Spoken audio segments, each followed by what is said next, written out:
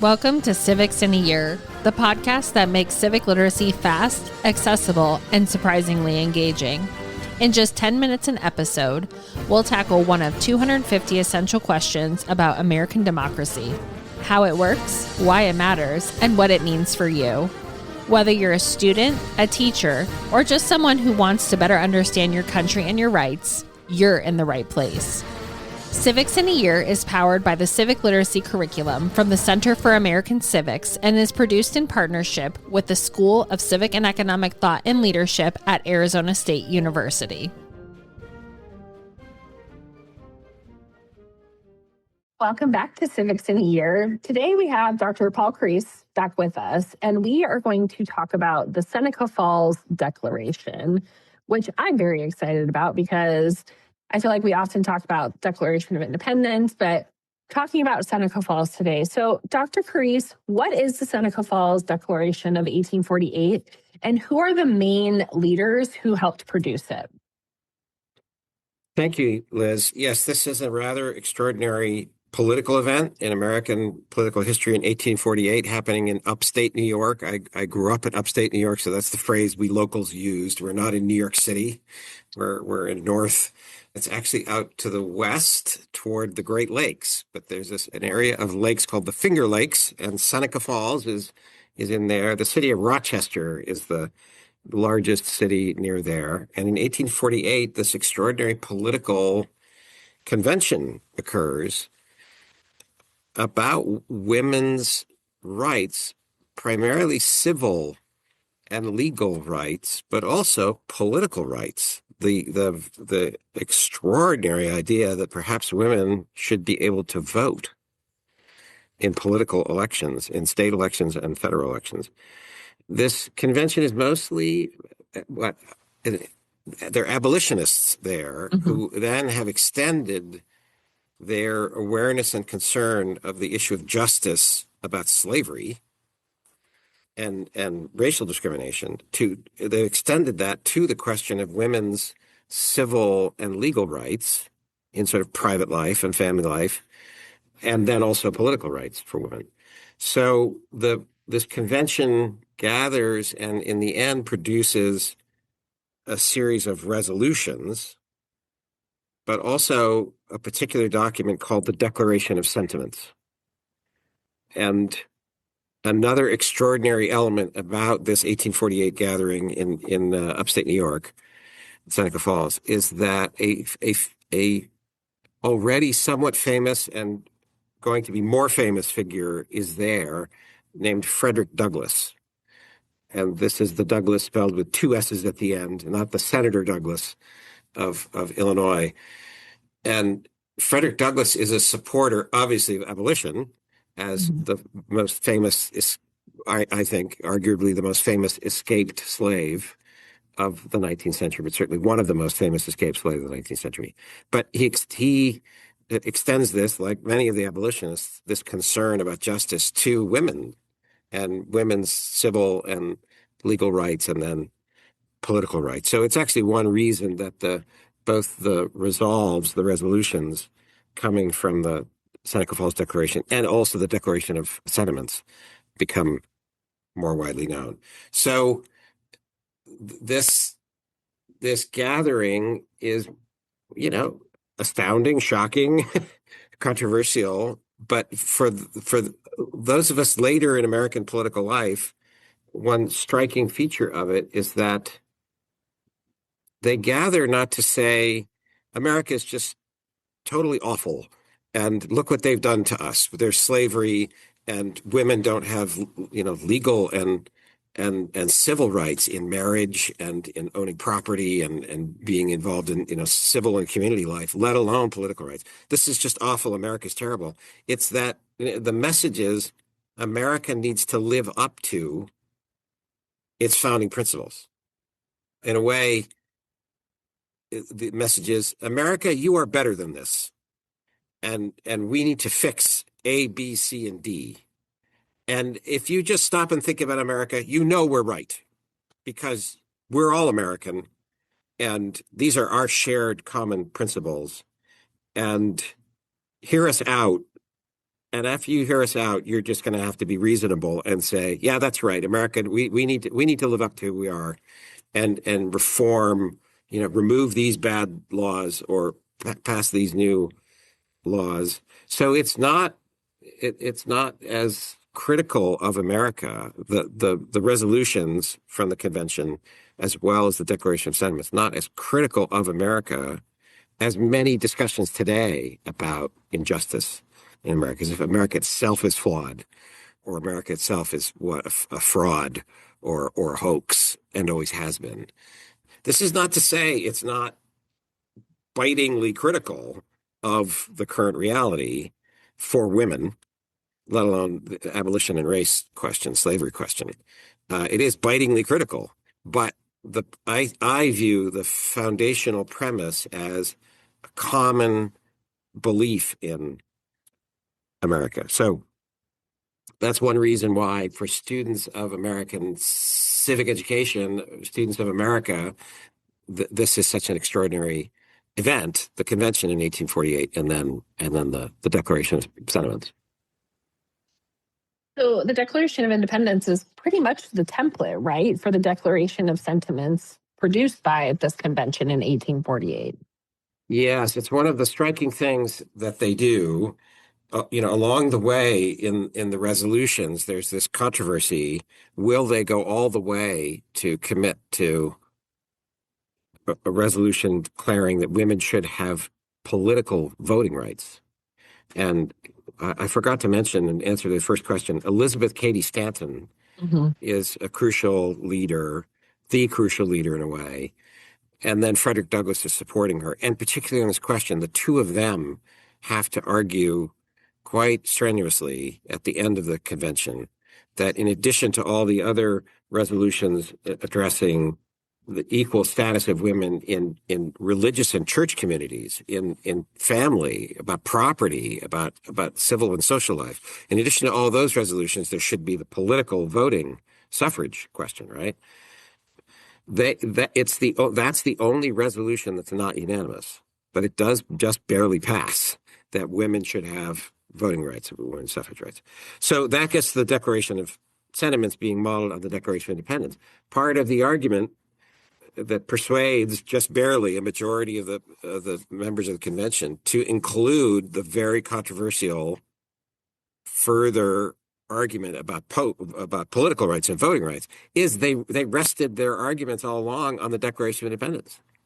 These are equal natural rights of human beings, not just of male human beings. And the decision is made to take the opening language, the most famous two paragraphs of the Declaration of Independence, the opening two paragraphs, as the template, and just adjust the language at crucial points to make clear the Declaration of Independence in 1776 intended all along to include women. It has not been read that way. We must now adjust the language, in fact, for you folks who need this help, and make clear that the equal natural rights are for women as well as for men, which is an astounding, striking move. But it's part of the reason they push forward, at least a bare majority of them, push forward to the more controversial argument of equal political rights, which, and again, the fear is all the other resolutions addressing equal rights and legal standing and legal protection in family life, in religious communities, in churches, in owning property and business and all kinds of, all of that will be lost if we push also for the political suffrage rights, because that's too controversial. The whole package will be attacked and ignored, and we won't make any progress. But I think this spirit of saying, no, we're resting all of this in the Declaration of Independence, pushed just a bare majority to say, yeah, we need to go for it. We need to go for the whole package. So would you like to read the opening of the Declaration of Sentiments from 1848 so that our listeners can hear what it does? When in the course of human events, it becomes necessary for one portion of the family of man to assume among the people of earth a position different from that which they have hitherto occupied, but one which the laws of nature and of nature's God entitle them. A decent respect to the opinions of mankind requires that they should declare the causes that impel them to such a course. We hold these truths to be self-evident that all men and women are created equal, that they are endowed by their Creator with certain inalienable rights, that among these are life, liberty, and the pursuit of happiness, that to secure these rights, governments are instituted, deriving their just powers from the consent of the governed. Whenever any form of government becomes destructive of these ends, it is the right of those who suffer from it to refuse allegiance to it and to insist upon the institution of a new government, laying its foundation on such principles and organizing its powers in such forms as to them shall seem most likely to affect their safety and happiness. The history of mankind is a history of repeated injuries and usurpations on the part of man toward women, having in direct object the establishment of an absolute tyranny over her. To prove this, let the facts be submitted to a candid world. Ooh. Okay, so that's most of the first two paragraphs. We skipped a little bit in there. And readers who know the 1776 Declaration of Independence should see that only at crucial moments is a phrase or a word changed or added. So again, there are two. I should say there are two sources here. There's the view of natural law and natural rights from the Declaration of Independence itself, but there's also obviously Christianity is the dominant political, social, moral context for America in 1848. Different Protestant denominations, but Catholics surprisingly are prospering in America, other religious communities. So there's a biblical element here as well as the common American legal political understanding of the Declaration of Independence. So this striking argument is that it's a matter of the most fundamental truth about human beings as created by God. And you can understand God in different ways. Your own religious views, maybe you're more philosophical, theistic, deistic, whatever. But it's a fundamental truth about human nature, humans as created by God, that men and women are equal in these fundamental ways, in social and civil and political rights. And so the Declaration of Independence needs to be read from 1776 onward as intending what now has to be spelled out in 1848. So the depth of that argument, to again say the only way to persuade the majority political view of men is that this is not the case, right? That we are ordering the United States, as all civilizations have been ordered, that men are in charge of politics. Women are important in civil life and social life and obviously in family life, even in religious life. But, the men are in charge. The only way to persuade a majority of the men that this is wrong is to go to the most root foundational principles, political principles. And again, this mixture of religious, political, foundational principles for America. So it's really quite, if you've never encountered this before, it's a rather striking thing. You need to find it and read it. If you have encountered it before, it's just like the Declaration of Independence itself. It's something worth reading again and again to remind ourselves of the extraordinary courage, but also the insight, the decision to use the Declaration of 1776 as the template for this Declaration of Sentiments. And listeners, Dr. Carice and I did a lot of episodes on the Declaration of Independence. So I think, and I will put all of these in our show notes, but I think listening to those along with the Seneca Falls Declaration can be a really powerful thing, because as I was reading this, I can read it so easily because I've read the Declaration of Independence so many times. And so these words are really, really familiar. So I will put those in the show notes for you. So Dr. Kreis, obviously, political and civil rights for women is a major issue and a major achievement in American political history that eventually culminates in the 19th Amendment, which was passed in 1920. But what were the larger lessons that you see in this nearly 75-year effort and this early statement of the principles? Yes, if you think about this effort, it takes 75 years. Elizabeth Cady Stanton has passed away by 1920 when the 19th Amendment is passed. Elizabeth Cady Stanton has passed away. She lives a very long life. Her friend, who she meets not long after the Seneca Falls Convention, her friend Susan B. Anthony, has also passed away by 1920. But they have pushed this boulder up the hill for generations, for many decades. And I think you have to give credit to their philosophical and theological insight, but also their astute judgment that they were betting Americans believed in the principles of the Declaration of Independence, and that if argument, there was no violence involved, right? If argument could just persist,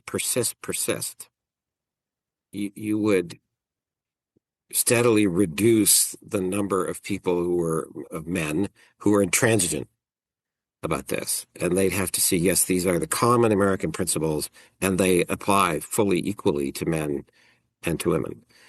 So I think, and one other element about the resolves, the resolutions coming from the Seneca Falls Convention is that the opening of that set of statements invokes William Blackstone and the commentaries on the laws of England, giving a further sense that this argument for equal civil, social, and political rights for women is rooted in the full foundations of American life. It's actually there in the principles of our laws, the common laws, if properly understood, and if properly understood, they need to be revised. The common law that privileges men, which the Americans take from the English common law, and that doctrine is called coverture, that is not consistent with the more foundational principles of the common law. And so that common law set of principles about women being unequal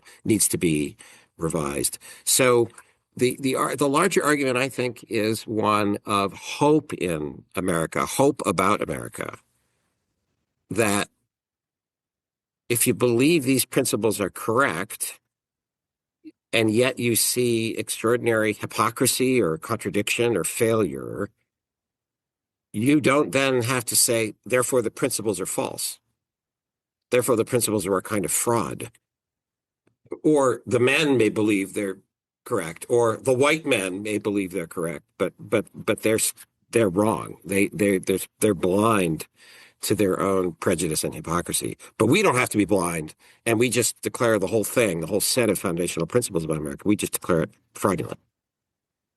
It's instead to say, no, we have hope in these. We believe in these principles, and we're not giving up on them. We're just going to insist that they apply equally. And if you fast forward from 1848 Seneca Falls, and then beyond the Civil War and the 13th Amendment abolishing slavery, and then the 14th and 15th Amendments, and fast forward beyond the 19th Amendment in 1920, if you fast forward to 1963, this is exactly the same argument that Martin Luther King Jr. is making in his most famous public address, the I Have a Dream address, which begins, he's standing on the steps of the Lincoln Memorial, and he invokes the magnificent words of the Declaration of Independence and the Constitution. And he praises the architects of our republic. But if you know that address and you know Martin Luther King, the civil rights movement is saying, America, you have to be America. America, you have to live up to yourself, straighten up yourself. And it's not violent. It's just a persistent argument. Are you thinking America?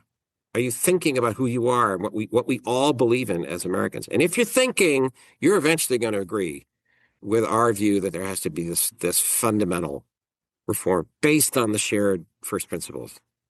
that we have. So I think that's an argument of it's rooted in hope about America, and it's using argument and persuasion based on this shared common ground, this shared foundation we have.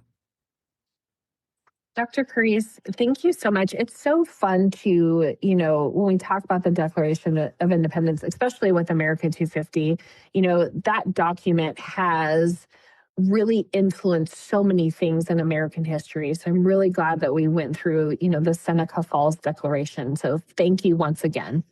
Thank you. Thanks for joining us on another episode of Civics in a Year. If you enjoyed this episode, be sure to subscribe and share it with someone who cares about a constitutional republic as much as you do. For more episodes, resources, and updates, follow us on social media or visit us at civics.asu.edu. Make sure to check out the show notes for any relevant links. Special thanks to the United States Marine Band for their performance of the Stars and Stripes Forever. Let's keep building a stronger constitutional republic, one episode at a time.